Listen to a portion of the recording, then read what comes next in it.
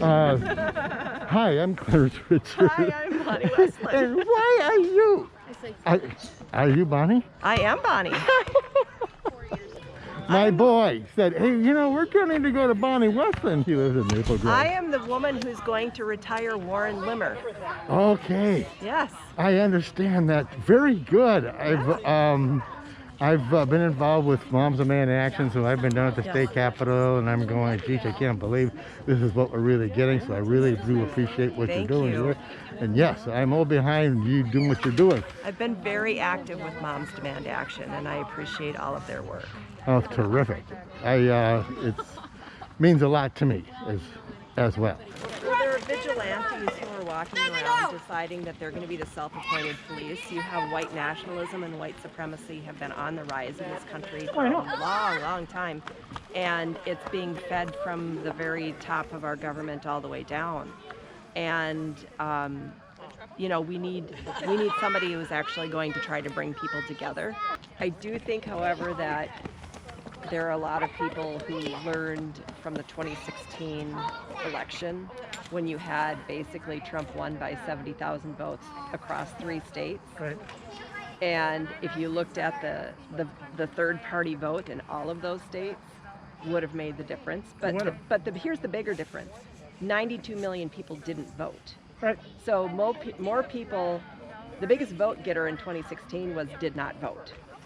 Right. And so part of the problem is we have people who've checked out completely from politics, who complain about how ugly and nasty it is, but the fact is we get the politics that we choose in some ways, right? So somehow we have to figure out how to engage people back into, first of all, a sense of community and a sense of my vote actually does matter. I mean, if we have learned nothing over the last few election cycles, it should be that every vote actually does matter deeply.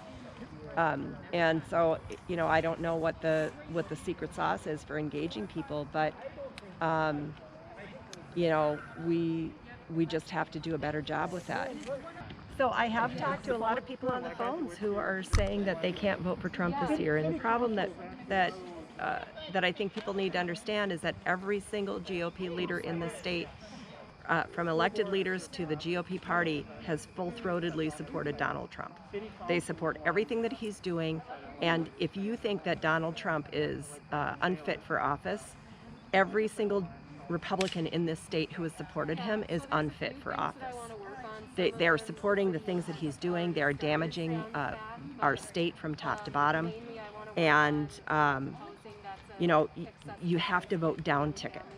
The only way to get anything done in the state and to make sure that we have the right people in who are going to guide us through this long recovery that we need to get through is to vote Democrat from top to bottom. Well, they've been lying about Democrats, and they know that the only way they can win is by trying to scare people. You'll recall that after 9/11, the Republicans around this country ran on this idea, you don't vote for the Democrats or the terrorists are going to kill you. And they're basically in this state and around this country trying to do the same thing. So they have been putting out mailers against me and against a number of other Democratic candidates in the state saying that, you know, that Bonnie Westlin and her extremist friends want to defund the police.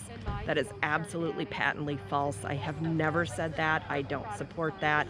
But the Republicans think if you repeat a lie often enough, it becomes the truth. And they are absolutely just, you know, engaging in personal attacks. Here's the thing I find interesting. My opponent has been in the legislature for over 30 years. And if you've been in the legislature that long, you should be able to run on a positive campaign about your legislative accomplishments. The problem is my opponent does not have any legislative accomplishments. The only thing they can do to protect this seat from being flipped is to try to attack me personally. And that's what they're doing to all the other Democrats. So don't buy the lies. Thank you, Bonnie Westlin. And I'm going to beat Warren Limmer. Terrific. I'm so glad. Very good. And I appreciate you running like you are. Thank you. Thank you. You know, this is the second time, and I think the second time is going to do it. Okay, so you ran I before? ran in 2016, and we're doing a bang-up job out here. You know. He's nervous, and it's a really close race. Okay. Well, I look forward to seeing you at the Capitol. We can pass some of that Moms of Man I action. will tell you right now that when I win in November, I am going to ensure that the very first bill that my name goes on is going to be expanded background checks and the red flag law. Those two things. Because my opponent in particular has been the impediment to those even getting a hearing. So I want to make sure that those are the first bills. Thank you very much. Yes. Yes, absolutely imperative, and you're doing a good job. And Thank you. You just keep doing what you're doing because we want real politicians. That's right. We want some decency back in our politics and people that are working for the people. Okay.